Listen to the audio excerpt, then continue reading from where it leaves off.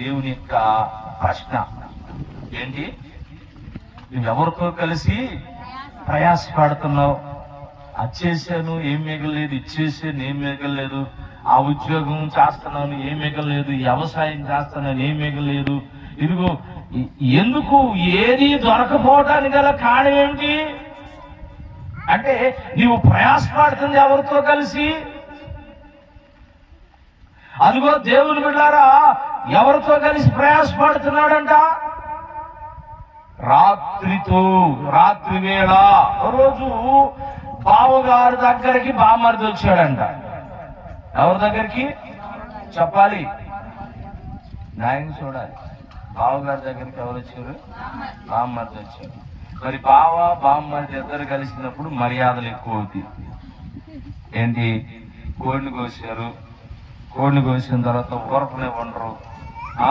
తర్వాత వాళ్ళు సకల మర్యాదలన్నీ చేసుకున్నారు. సకల మర్యాదలు చేసిన తర్వాత బామ్మర్దితో చెబుతున్నాడంట, బావ మీ ఇంటికి మీ అక్క ఎదురు చూస్తా ఉండిద్ది, నేను ఇంటికి వెళ్ళాలరా, నన్ను పంపించేయి అన్నాడంట. సరే బావ, నేను నిన్ను బస్ స్టాండ్ దాకా తీసుకెళ్తాను అన్నాడంట.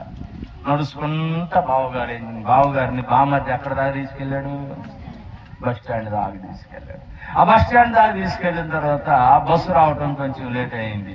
లేట్ అయ్యేసరికి కాస్త చీకటి పడింది. ఈ చీకట్లో నువ్వు చిన్నోడివి ఇంత దూరం నడిచి వెళ్తావరా, ఆగు నేను అక్కడ దాకా వదిలిపెట్టి వస్తానని బామ్మర్దిని బావ ఏం చేశాడు? మరలా ఇంటి దాకా తీసుకొచ్చాడు.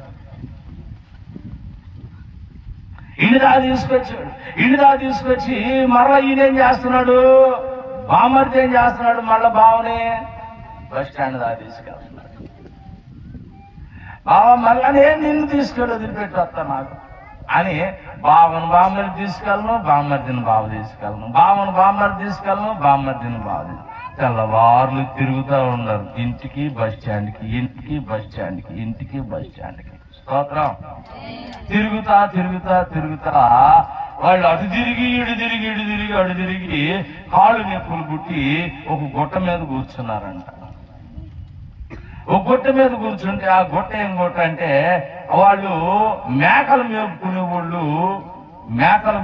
వాళ్ళు ఏం చేశారంటే ఆ మేకలు ఏరిగిన ఏంటే చూసారా? ఏంటి? మేక గొద్దులు గుట్ట చేసేసారు. కాళ్ళు నొప్పులు పుట్టి తీసుకుపోతున్నాయి. తెల్లవారులు తీసుకుపోతున్నసరికి వీళ్ళు ఏం చేశారంటే ఏదో ఒక దాని మీద కూర్చోవాలని కూర్చున్నాక కాస్త ఏదన్నా తినాలనిపిస్తుందంటే ఏం తినేది అంది శనగుగ్గిలు అని తినని ఇచ్చాడంట.